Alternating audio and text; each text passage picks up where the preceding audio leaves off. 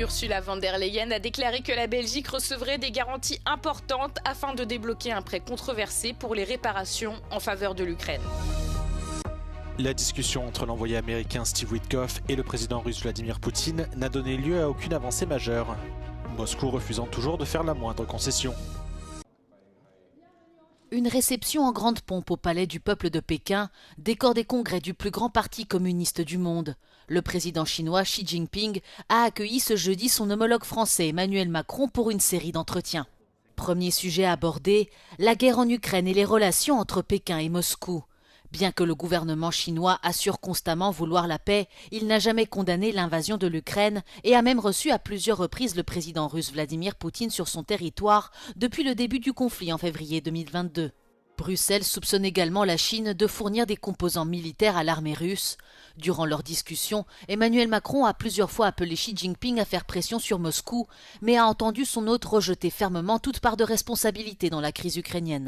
Accompagné par 35 dirigeants d'entreprises, le président français a aussi proposé à la Chine des investissements croisés pour rééquilibrer la relation commerciale et prôner la coopération avec le G7 pour une gouvernance économique fondée sur des règles. Les déséquilibres commerciaux constituent un lourd contentieux entre le vieux continent et Pékin. Les pratiques commerciales chinoises des voitures électriques à l'acier sont jugées déloyales par Bruxelles. Une lettre d'intention a été signée dans ce sens par les deux pays à l'issue des discussions.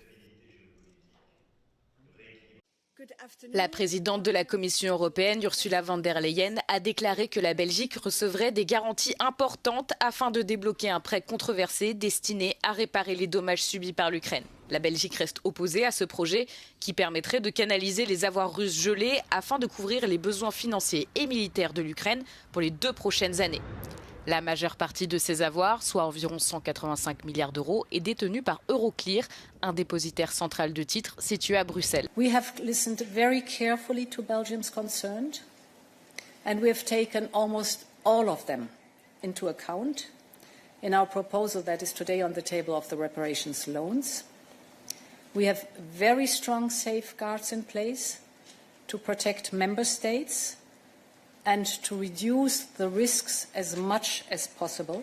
Le prêt pour les réparations est l'option préférée de la présidente de la Commission pour couvrir les 90 milliards d'euros que l'Europe est censée donner pour contribuer au financement de l'Ukraine.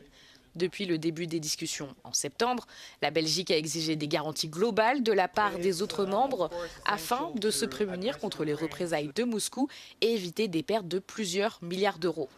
Si aucun accord n'est trouvé sur le prêt destiné à financer les réparations, l'UE aura recours à des emprunts conjoints, comme elle l'a fait lors de la pandémie de Covid-19.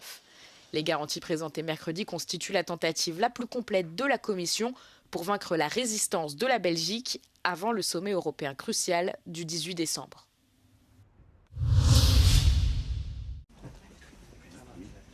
L'Union européenne interdira aux gazoducs et au gaz naturel liquéfié russe d'entrer sur son territoire d'ici à la fin 2027. Des exceptions sont prévues pour la Hongrie et la Slovaquie qui seront autorisées à puiser dans le gaz de Moscou en cas de rupture d'approvisionnement. Malgré cela, la Hongrie a déclaré qu'elle contesterait la loi devant la Cour européenne de justice. For the negotiators, but today is indeed a historic day for our union.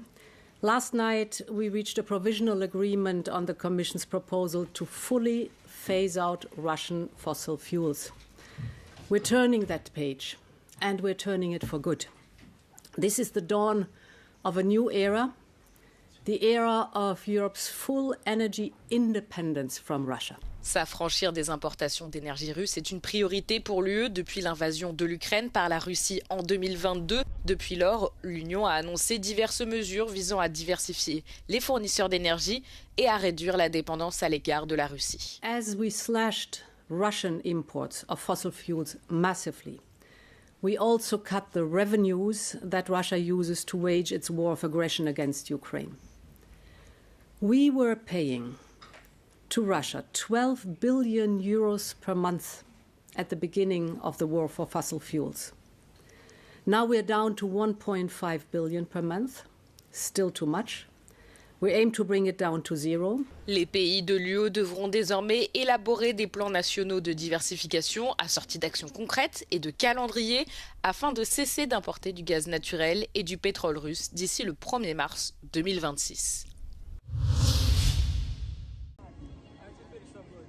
Les discussions entre Vladimir Poutine et l'envoyé américain Steve Witkoff n'ont donné lieu à aucune avancée significative sur la guerre en Ukraine. Ces pourparlers visaient à explorer les moyens de mettre fin à l'invasion russe, alors que Washington fait de nouveau pression pour une résolution diplomatique du conflit, qui dure depuis bientôt 4 ans.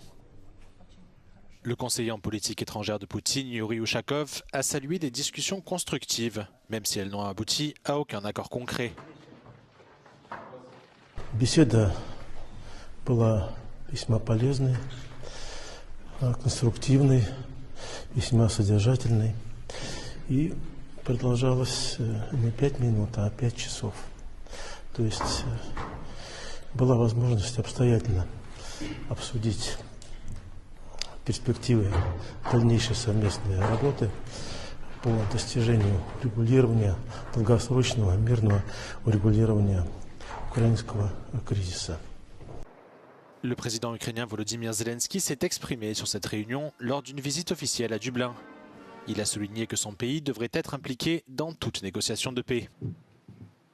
Важливо, щоб все це було справедливо і відкрито, щоб не було ніякої гри за спиною України, щоб нічого не було вирішено без України про нас, про наше майбутнє. Le Kremlin ne semble pas disposé à revenir sur ses demandes exposées dans le plan américano-russe en 28 points. Celui-ci prévoit que l'Ukraine cède de grandes parties de son territoire à la Russie et qu'elle se voit interdire l'adhésion à l'OTAN de manière permanente. Le secrétaire d'État américain Marco Rubio a déclaré que des progrès avaient été réalisés, tout en admettant que de nombreux points restaient à régler. Dans le bras de fer qui oppose les États-Unis au Venezuela, le président Nicolás Maduro a admis avoir eu une récente conversation téléphonique avec Donald Trump que le président américain a évoqué il y a quelques jours. S'exprimant sur les détails lors d'un événement gouvernemental à Caracas, Maduro a déclaré que l'appel avait été initié par la Maison-Blanche. Le président vénézuélien a également expliqué pourquoi il n'en avait pas parlé publiquement jusqu'à présent. Cuando hay cosas importantes en silencio tienen que ser, hasta que se den, ¿verdad? Yo tuve una llamada y conversé con el presidente de Estados Unidos, Donald Trump. Puedo decir que la conversación fue en un tono de respeto. Inclusive, puedo decir que fue cordial entre el presidente de los Estados Unidos y el presidente de Venezuela. Ces dernières semaines, la marine américaine a coulé plusieurs bateaux utilisés par des trafiquants de drogue présumés dans les Caraïbes et a envoyé son plus grand porte-avions dans la région pour tenter de forcer le président vénézuélien à quitter le pouvoir. En début de semaine, la presse internationale a cité plusieurs sources affirmant que Nicolás Maduro était prêt à le faire en échange d'un accueil dans un autre pays d'asile, de garanties de sécurité, de la levée des sanctions internationales et d'une amnistie pour ses fonctionnaires. Sous la pression de l'opposition et de la rue, le gouvernement bulgare a finalement retiré son projet de budget 2026 très contesté. Ce budget prévoyait une hausse importante des impôts et des cotisations sociales, des mesures perçues comme pénalisant surtout les travailleurs et les ménages. Le revirement a été annoncé mardi au lendemain d'une mobilisation massive. Plus de 100 000 personnes ont défilé dans les rues à travers toute la Bulgarie pour dénoncer ce texte. Днес правителството взе решение да оттегли съгласно процедурата, предвидена в правилника за организация и дейността на Народното събрание, проектите на Закон за държавен бюджет и двата бюджета на Здравната каса и на общественото осигуряване. Toutes ces manifestations ont été organisées par la principale coalition d'opposition composée des partis Nous continuons le changement et Bulgarie démocratique qui réclament désormais la démission du gouvernement et des élections anticipées. Видяхме, че правителството този път може би чу протеста и оттегля бюджета. Това можеше да бъде избягнато, ако се беше случило миналата седмица. Вече е късно. Чухме хората на протеста. Хората на протеста искат оставката на това правителство и излизането на Борисов и Пеевски от българската политика. Le gouvernement a annoncé qu'il ouvrira une nouvelle procédure pour élaborer un budget alternatif, mais le climat reste tendu. Le Premier ministre Geliaskov a par ailleurs exclu la démission du gouvernement, citant un besoin de stabilité, alors que le pays se prépare à entrer dans la zone euro le 1er janvier.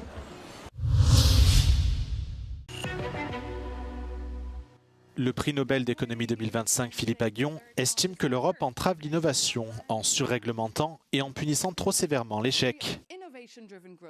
Dans une interview accordée à notre émission matinale Europe Today, l'économiste français exhorte l'UE et les États membres à simplifier leurs règles. So you need a single market. We don't have that. Each country, each member state has its own regulation to the European regulation. We call that gold plating. Philippe Aghion estime que l'UE est en train de prendre du retard par rapport aux États-Unis et à la Chine, alors que les tensions mondiales augmentent. Selon l'économiste, le retard de l'Europe s'explique en partie par la manière dont la culture européenne décourage les prises de risques en punissant les échecs. In Europe, we don't take enough risk. We don't, forgive short-term failure. To innovate breakthrough, you need to tell people, no problem if you fail. We encourage you to fail because if you fail, it's that you tried. Le lauréat du prix Nobel exhorte l'Europe à déployer davantage de capitaux dans les secteurs à haut risque liés à l'innovation. Il appelle également les institutions financières à jouer un rôle plus important dans l'UE pour stimuler les investissements. We don't have financial institutions that encourage risk-taking sufficiently. Europe is a regulatory giant and a budgetary dwarf. We regulate too much and we don't invest enough. Philippe Aghion a reçu le prix Nobel d'économie en octobre, aux côtés de ses collègues Peter Howitt et Joël Mokyr, pour leurs recherches pionnières sur la relation entre l'innovation technologique et la croissance économique à long terme. Il enseigne au Collège de France et à la London School of Economics.